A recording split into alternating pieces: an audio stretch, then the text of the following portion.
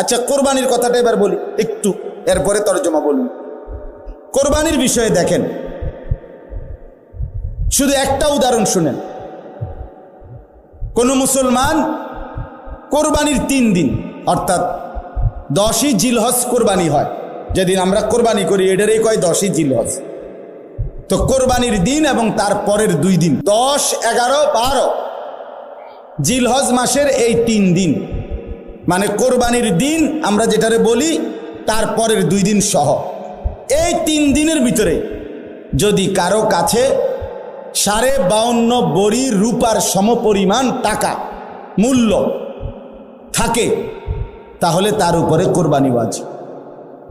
52.5 বড়ি রূপার দাম সর্বোচ্চ যদি 1000 টাকা করে হয় বড়ি, রূপার বড়ি কম, স্বর্ণের বড়ি বেশি।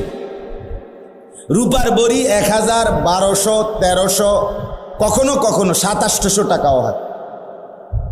তাইলে যদি 1000 করে গড়ে হয় তাহলে 52,500, 52,500 কিনা এই ঈদের দিন, কোরবানির ঈদের দিন এবং তারপরের 2 দিনের মধ্যে যে কোনো টাইমে কারো কাছে যদি নিজের ঘরের এই মৌলিক প্রয়োজন, ওই যেটা আমি বললাম হাওয়ায় যে আসলি, বউ বাচ্চার বাজার, ওষুধপত্র সহ আমরা মৌলিক খরচ যেটা মোটা দাগের, এই মৌলিক খরচ যা তার অতিরিক্ত যদি ওই পরিমাণ টাকা সম্পদ কারো কাছে থাকে, তার উপরে কোরবানি ওয়াজিব।